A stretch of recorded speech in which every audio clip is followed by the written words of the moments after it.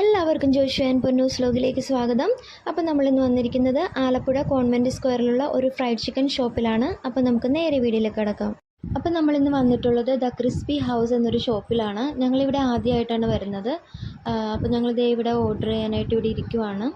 അപ്പോൾ പൊന്നൂസ് ഇതേ അവിടെ ഇവിടെയൊക്കെ കൈ ചൂണ്ടിയൊക്കെ കാണിക്കുന്നുണ്ട്. അപ്പോൾ ജോഷു അവിടെ സെലക്ട് ചെയ്തുകൊണ്ടിരിക്കുവാണ്. അപ്പോൾ അവൻ്റെ കയ്യിൽ നിന്ന് ഇതേ മെനു ഒക്കെ വാങ്ങി എടുക്കുന്നുണ്ട്. അപ്പോൾ തന്നെ നമ്മൾ ഓർഡർ ചെയ്ത പോലെ ഇതേ പൊന്നൂസിനൊരു ബർഗറാണ് വന്നിരിക്കുന്നത്. അവളുടെ ഫേവറേറ്റ് ബർഗറാണ് എപ്പോഴും. അപ്പോൾ ഇതേ അവൾ ബർഗർ ജോഷുക്കൊന്നും കൊടുക്കാതെ ആദ്യം തന്നെ ഇതേ കഴിക്കാൻ പോവാണ്. അപ്പോൾ ഇതേ ജോഷു ചോദിച്ചിട്ടൊന്നും വേണ്ട, ഞാൻ തന്നെ കഴിച്ചോളാം എന്നാണ് ഇപ്പോൾ പറഞ്ഞുകൊണ്ടിരിക്കുന്നത്. സൂപ്പറാന്നൊക്കെ പറയുന്നുണ്ട്.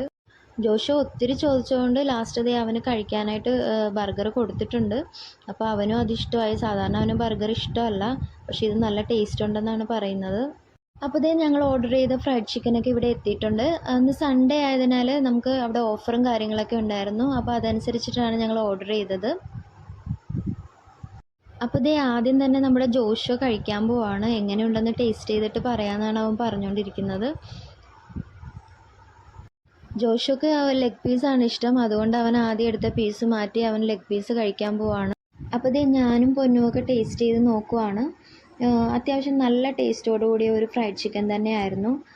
ഞങ്ങൾ കൊച്ചിയിൽ നിന്നൊക്കെ കഴിക്കുമ്പോൾ ഈ സാധാ ഒരു ഫ്രൈഡ് ചിക്കൻ കഴിക്കുന്ന കടയിലൊക്കെ ചെന്ന് ഞങ്ങൾ ടേസ്റ്റ് ചെയ്യുന്നതിനേക്കാളും നന്നായിട്ട് എനിക്ക് തോന്നി. നല്ല ടേസ്റ്റായിരുന്നു. അപ്പോൾ ഇതേ ജോഷുവ കഴിച്ച് നോക്കുവാണ്. അവൻ്റെ മയണൈസിലൊക്കെ മുക്കി കഴിക്കുന്നുണ്ട്. അവന് നന്നായിട്ട് ഇഷ്ടമായെന്ന് തന്നെയാണ് പറഞ്ഞത്. വളരെ റേറ്റ് കുറവിലാണ് ഇവിടെ നിന്ന് നമുക്ക് ഫ്രൈഡ് ചിക്കൻ കിട്ടുന്നത്. അപ്പം ഞങ്ങളുടെ ഈ കൊച്ചു വീഡിയോ ഞങ്ങൾ നിർത്തുകയാണ്. മറ്റൊരു വെറൈറ്റി വീഡിയോയുമായി വീണ്ടും കാണാം.